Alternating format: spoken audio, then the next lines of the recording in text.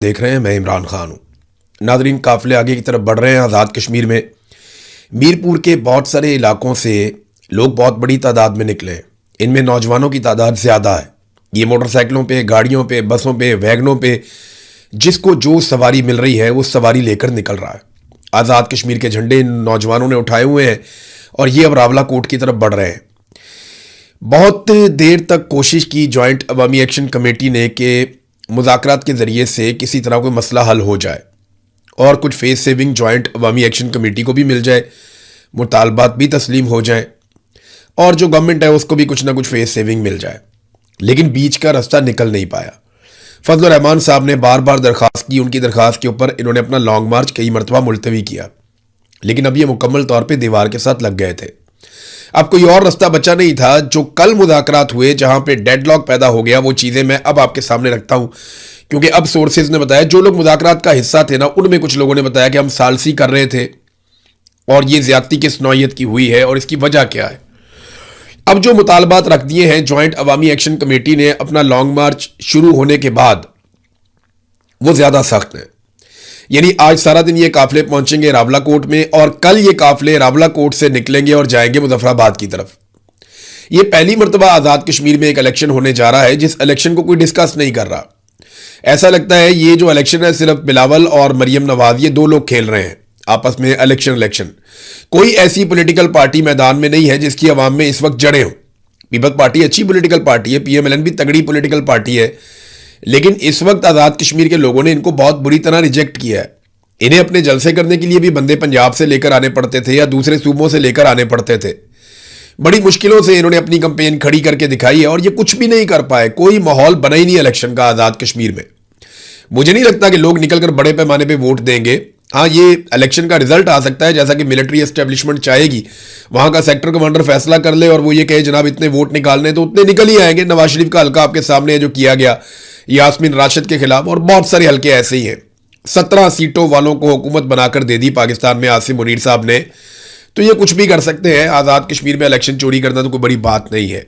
अब जो मुतालबात हैं उनमें पहला मुतालबा यह है कि IG लियाकत समेत तमाम रेंट अफसरान को बेदखल किया जाए आज़ाद कश्मीर से। नंबर 2, मुमताज राठौर इस्तीफा दे। नंबर 3, तमाम मुकदमात और नोटिफिकेशंस की मनसूखी की जाए। जाली मुकदमा जितने भी हुए हैं, जो नोटिफिकेशन जारी किए गए हैं कलअदम करार देने का, या ये जो 4th शेड्यूल में नाम डाल दिए गए, ये सारी चीजें खत्म की जाएं। नंबर 4, शोहदा का जो नाहक खून है उसका हिसाब दिया जाए, मुकदमा दर्ज किए जाएं और जितने भी लोग कैद हैं सियासी नुक्ता नजर से, जिनका इख्तलाफ था, उन्हें कैद कर दिया गया, जेलों में डाल दिया गया। हमारे अपने एक साथी अहमद फरहाद साहब इसमें इस वक्त कैद में हैं और बड़ी तकलीफ में हैं। वो बीमार भी थे, उन पर बहुत दबाव डाला गया कि तुम एक वीडियो बनाओ और घर जाओ। उन्होंने इनकार कर दिया, वीडियो मैं नहीं बनाता। बहुत दबाव डाला एजेंसियों ने उन पर, लेकिन उन्होंने वीडियो नहीं बनाई। तो वो कह रहे जी कि जो जितने कैदी हैं उनको भी रिहा किया जाए। और फिर आखिरी ये है कि जितने पुराने मुतालबात थे वो सारे मुतालबात मंजूर होंगे तो हम मुज़ाकरात की टेबल पे अब बैठेंगे। वो मुतालबात क्या है ये हम सब जानते हैं। उनके 38 मुतालबात थे, जिनमें मेन और बड़ा मुतालबा ये था कि आप नोटिफिकेशन के जरिए से ये जो नशस्तें हैं जम्मू कश्मीर वाली, इनको ख़त्म कर दें या इनका किरदार ख़त्म कर दें हुकूमत बनाने और गिराने में। अब ये बड़ा जायज़ मुतालबा है कि आज़ाद कश्मीर की हुकूमत बनती है, बाहर से आ जाते हैं बंदे और वो आके हुकूमत बनाते हैं और गिराते हैं। अगर ऐसे ही पंजाब में हुकूमत बन रही हो और सिंध से या खैबर पख्तूनख्वा से लोग आकर हुकूमत बनाएं और गिराएं तो कैसा लगेगा। लेकिन कश्मीर का एक मसला बड़ा हसास भी है, क्योंकि अक़वाम मुत्तहिदा की करारदादों के मुताबिक यहाँ पे इस्तिस्वाब राय होना है। लेकिन जो मकबूजा कश्मीर के लोग मुहाजिरीन आए हुए हैं वो आज़ाद कश्मीर की हुकूमत कैसे बना और गिरा सकते हैं। अगर उन्होंने हुकूमत बनानी और गिरानी है तो मकबूजा कश्मीर की हुकूमत बनाने और गिराने में उनका रोल होना चाहिए ना। अपने अपने इलाके में हर बंदे का वोट होता है। मसला यहां पे भी नहीं है। अगर वो इलेक्शन भी फ्री एंड फेयर हो और कश्मीरी ही वोट डालें तो फर्क पड़ता है। लेकिन इलेक्शन फ्री एंड फेयर होता ही नहीं और मिलिट्री एस्टेब्लिशमेंट अपने बंदों को ले आती है बाहर से और उनके जरिए से हुकूमतें बनाती है, हुकूमतें गिराती है, उनको वजारतें देती है, अहम तरीन वजारतें उनको दी जाती हैं। तो ये एक प्रॉब्लम है जिसका कोई हल निकल नहीं रहा था। बहरहाल लोगों के मनाज़र नजर आ रहे हैं, अलग अलग सड़कों पे बड़ी तादाद में लोग आगे की तरफ बढ़ रहे हैं। ये रावलाकोट जा रहे हैं और रावलाकोट जाकर ये अपने मुतालबात के हक में फिर मुजफ्फराबाद की तरफ जाएंगे। इनको रोकना कैसे है वो मैं बताता हूं। अभी ये क्या कर रहे हैं। सेक्टर कमांडर और बिलावल, ये जो आखिरी मरहला हुआ मुज़ाकरात का ये लोग गालिबन मुजफ्फराबाद में थे, कुछ लोग मुजफ्फराबाद में थे, कुछ लोग रावलाकोट में थे, और कुछ लोग टेलीफोन के ऊपर या ऑनलाइन इनके साथ राब्ते में भी थे, फैसिलिटेट किया गया था। मिसाल के तौर पे आईनी माहिर हैं आसिफ साहब, मियाँ आसिफ, ये कानूनी नुक्ता नज़र से मुशावरत कर रहे थे, तो इन्होंने कहा जी कि आप ऐसा कर लें कि एक नोटिफिकेशन जारी करवा दें, लेकिन फिर जो एस्टेब्लिशमेंट है वो पीछे हट गई, जो बातें तस्लीम हुई थी उनसे भी पीछे हट गई। अफशा कियानी साहिबा जो ह्यूमन राइट्स के हवाले से वो भी यहाँ पे मौजूद थी। फिर जो एक PUF है उसके चेयरमैन भी यहाँ पे मौजूद थे, और फिर ज्वाइंट अवामी एक्शन कमेटी के लोग भी थे। एक अजीबोगरीब चीज हुई है जो मुझे आज पता चली,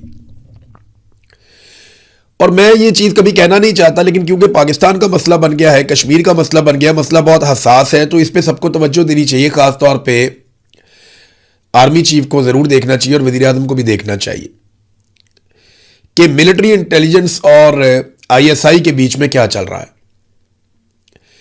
ब्रिगेडियर फाइक के हवाले से मुझे सोर्सेज ने यह बताया कि उन्होंने यह गिला किया ब्रिगेडियर फाइक ने कि आप MI के कहने के ऊपर यह एहतजाज कर रहे हैं, आप MI के कहने के ऊपर आप आगे बढ़ रहे हैं, लॉन्ग मार्च का ऐलान कर रहे हैं, आप ज्यादती कर रहे हैं, आपके पीछे MI का हाथ है। यह ताना उन्होंने दिया, MI आपको बैक करती है, इनके कहने पर आप लॉन्ग मार्च कर रहे हैं।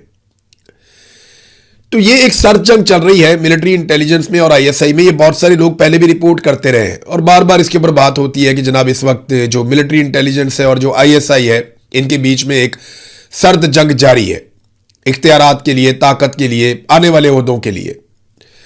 तो अब ये जो, और दोनों लोग जो है वो आसिम मुनीर के तो बहुत करीब है, लेकिन मामला ये है कि कौम तनख्वाह इनको आपस में लड़ने के लिए नहीं देती। हम पाकिस्तानी जो अपने खून पसीने की कमाई से टैक्स देते हैं, जो पैसा देते हैं, वो पैसा हम इसलिए नहीं देते आपको कि आप लोग आपस में लड़ाई करें या एक दूसरे से मुकाबला करें। हम आपको पैसा देते हैं, तनख्वाह देते हैं, नौकरी देते हैं इसलिए कि आप हमारे दुश्मन से मुकाबला करें और दुश्मन के अज़ाइम को नाकाम बनाएं। दहशतगर्दी बढ़ती चली जा रही है, बढ़ती चली जा रही है, कहीं पे भी कंट्रोल नहीं हो रही, और आप आपस में लड़ रहे हैं ज्यादा इख्तियार और ज्यादा इख्तियार और ज्यादा कंट्रोल के लिए। तो इदारा जाती कंट्रोल की इस लड़ाई में आप पाकिस्तान के ऊपर अपना कंट्रोल लूज कर रहे हैं। आपने मिलकर दुश्मन का मुकाबला करना था, आप आपस में मुकाबला कर रहे हैं। ये एक चीज सामने आई, मेरे लिए हैरान कुन भी थी, परेशान कुन भी थी। मेरे ख्याल में इसके ऊपर इंक्वायरी जरूर करनी चाहिए और चेक करना चाहिए कि क्या एजेंसियों का आपस में ऐसा मुकाबला चल गया कि एक कहती है निकलो, दूसरी कहती है ना निकलो। ये माजी में चीजें होती रही हैं और बहुत अफसोसनाक है। इसको फौरन, अगर तो ऐसा कुछ है तो इसको फौरन रोकना चाहिए। मुझे आजाद कश्मीर के लोगों ने यह बात बताई है। 14,000 पुलिस वाले पंजाब से अब निकाले गए हैं और उन्हें पहुंचाया गया आजाद कश्मीर में। ये क्या करेंगे? इलेक्शन चोरी करेंगे, मारकुटाई करेंगे, और क्या करेंगे? और इनको आता क्या है? यही करना आता है। लेकिन एक बड़ा वैक्यूम पैदा हो गया पंजाब में।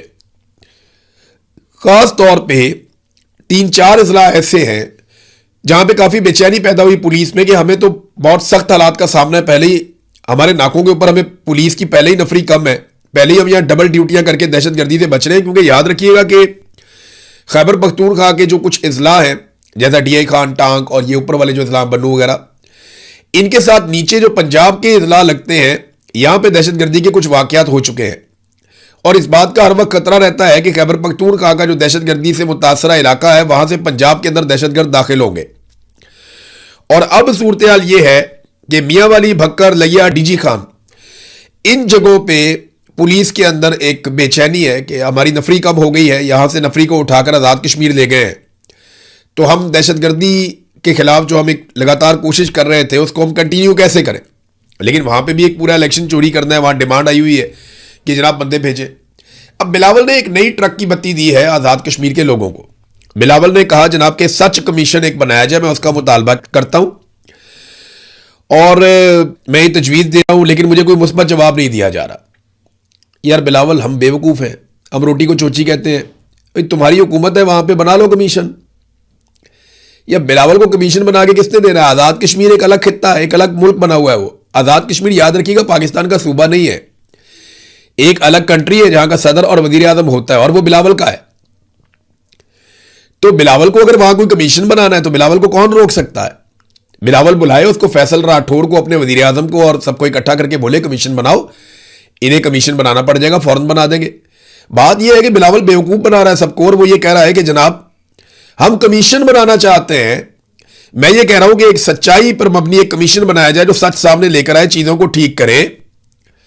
तो वो कमीशन बनाने का मेरा मुतालबा नहीं माना जा रहा, डूब के मर जाना चाहिए मुतालबा नहीं माना जा रहा भैया आपका, क्योंकि मुतालबा आप कर किससे रहे? आपकी अपनी सरकार है वहां पे, आपकी हुकूमत है वहां पे।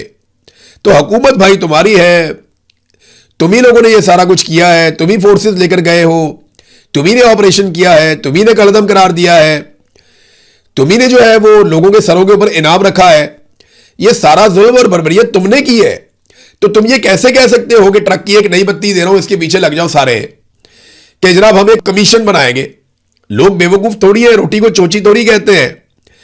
गुज़िश्ता चंद दिनों से ना एक और बड़ी अच्छी चीज मैं नोट कर रहा हूं, बड़ी मुस्बत तब्दीली आई है कि नून लीग वाले और पीपल्स पार्टी वाले आजाद कश्मीर के मेरे भाइयों को या आजाद कश्मीर के लोगों को आजकल गद्दार नहीं कह रहे, वरना आजाद कश्मीर के लोगों को गद्दार कहा जाता था, शरपसंद कहा जाता था, ज्वाइंट अवामी एक्शन कमेटी के लोगों को कहा जाता था कि ये राव के साथ, इंडिया के साथ मिले हुए हैं और ये इंडिया से पैसे लेकर आते हैं। मैंने आपको बताया था कि इनको पैसे तो बरतानिया में जो ओवरसीज पाकिस्तानी है वो फंडिंग कर देते हैं, जैसे पाकिस्तान में पॉलिटिकल पार्टीज की फंडिंग होती है। तो ये क्योंकि बरतानिया के अंदर ही रहते हैं सारे के सारे बहुत बड़ी तादाद में, और बरतानिया से पैसा आता रहता है आजाद कश्मीर में, तो उसमें से इनको चंदा भी मिल जाता है। ये बात मैं आपको पहले बता चुका हूं। लेकिन राव फंडिंग करती है, नरेंद्र मोदी या अजीत डवल जो है वो फंडिंग करते हैं, वो नहीं है। ये झूठ है, सारा बकवास है, ऐसी कोई चीज नहीं है। थोड़े दिन पहले ये इनको इंडिया का एजेंट कह रहे थे, अब नहीं कह रहे। अब इसलिए नहीं कह रहे कि इन्होंने लोगों से वोटें लेनी है, और वोट लेने के चक्कर में अब ये कश्मीरियों पे गद्दारी के फतवे नहीं लगा रहे।